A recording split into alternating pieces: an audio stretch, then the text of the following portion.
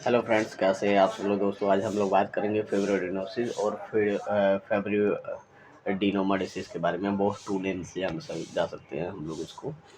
और दोस्तों, ये ज़्यादातर फीमेल में होने वाली बीमारी है, मेल में बहुत ही कम पाई जाती है। इसमें फेब्रोएडेनोसिस में क्या होता है दोस्तों कि ब्रीस्ट में फाइबर टाइप के मतलब कि रेशेदार और ग्रंथिनुमा टिश्यूज जो होते हैं, जो अपने ब्रीस्ट में बन जाते हैं, जिससे वो जगह जो जहाँ पर फाइब्रोडिनोसिस नाम की ट्यूमर होती है, और उस ट्यूमर में क्या होता है कि सॉलिड हो जाता है। वो ट्यूमर ब्रीस्ट सॉलिड हो जाती है, एपिथेलियल लेयर टिश्यूज जो है उसमें बनने लगती है ना।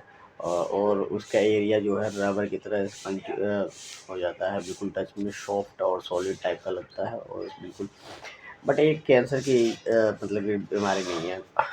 कई सारे डॉक्टर इसको कैंसर की बीमारी भी कह सकते हैं, बट विदाउट जांच के, विदाउट आप मतलब कि उसके सोनोग्राफी मेमोग्राफी के आप कोई भी डिस्कस ना करें। क्योंकि 2 दिन पहले ही मेरे पास ऐसा पेशेंट आया था और मैंने इस चीज़ को ट्रीट किया था।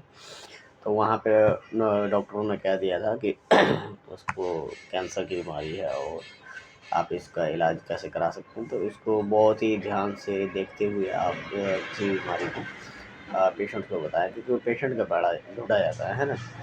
इसमें क्या हो जाता है कि इस बीमारी को एनालाइज करने के लिए कैसे कि हाँ अभी ट्यूमर है तो किस प्रकार का ट्यूमर है, कैंसरियस ट्यूमर है कि नहीं है। तो इसमें निडल बायोस्कोपी एक सैंपल कर सकते हैं। निडल बायोस्कोपी सैंपल में आपको निडल के थ्रू आप उसका सैंपल लेके लैब टेस्टिंग के लिए भेज सकते हैं। उसमें आपको कंफर्मेशन आ जाएगी कि क्या दिक्कत है, क्या दिक्कत नहीं है ना।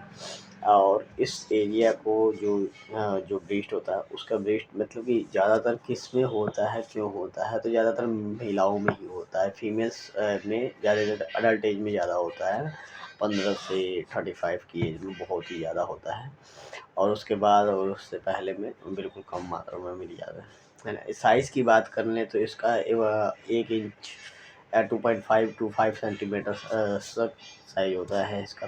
तो अगर किसी भी प्रकार को फाइब्रोडिनोसिस और जिसमें ब्रिस्ट फाइब्रोडिनोमा, जिसमें कि आपको लगे कि अपना चेस्ट वगैरह हो, फीमेल का चेस्ट वगैरह लगे कि फीमेल को भी लगे कि अपने चेस्ट में ऐसा कुछ है, गांठ टाइप का बना हुआ है, और जिसमें कठोर टाइप का है, तो आप डॉक्टर की सलाह ज़रूर लें, है ना।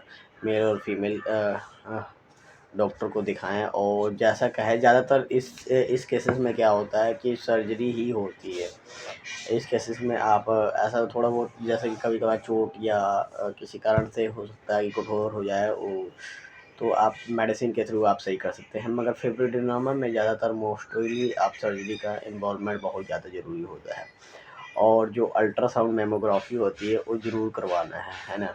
आपने विदाउट अल्ट्रा मेमोग्राफी कराए हुए आप किसी भी मतलब कि डिसीज की ब्रीफ और इंट्रोडक्शन आप नहीं दे सकते हैं और ना बता सकते हैं। पेशेंट इससे घबरा जाता है। So thank you. और पेशेंट्स को भी मैं आपके केयर कर देने देता हूँ, कोई भी डिसीज हो आप बेस्ट डॉक्टर के पास जाएं और ट्रीटमेंट और सलाह ज़रूर लें, है ना। विदाउट ऐसे जाकर और अपने आप को नुकसान ना पहुँचाएं। So thank you.